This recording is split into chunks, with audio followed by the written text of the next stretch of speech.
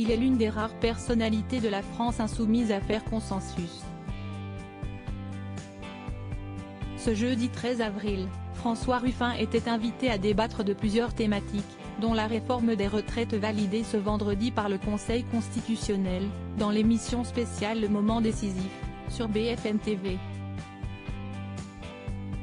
Et alors qu'il discutait du désir de compétitivité de la France face à la Chine avec l'éditorialiste économique Emmanuel Leschypre, le député de la Somme a tout bonnement réduit au silence son interlocuteur.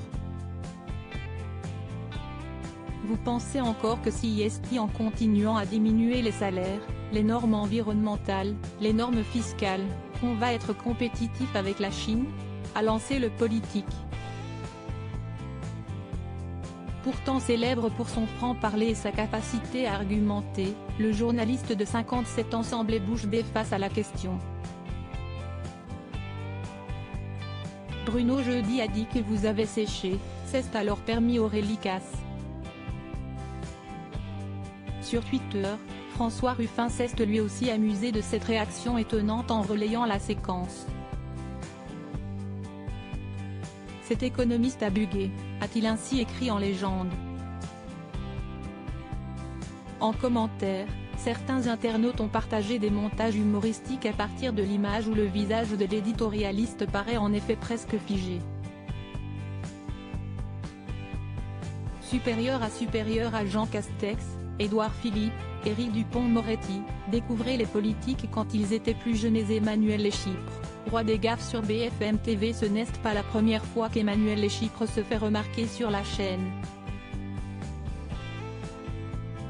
Le 7 février dernier, alors qu'une nouvelle journée de mobilisation contre la réforme des retraites avait rassemblé 2 millions de personnes dans les rues selon la CGT, le journaliste était arrivé en plateau avec un texte étonnant.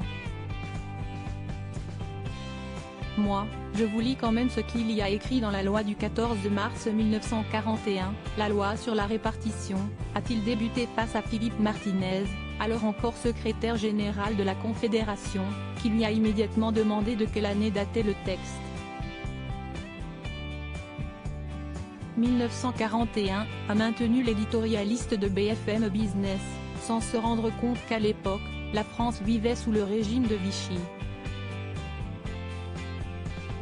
En 1941, je pense que la France n'était pas dans son meilleur.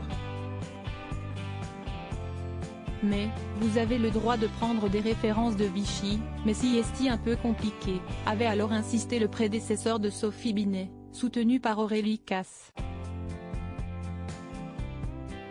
Bah oui. Parce que 41, Emmanuel.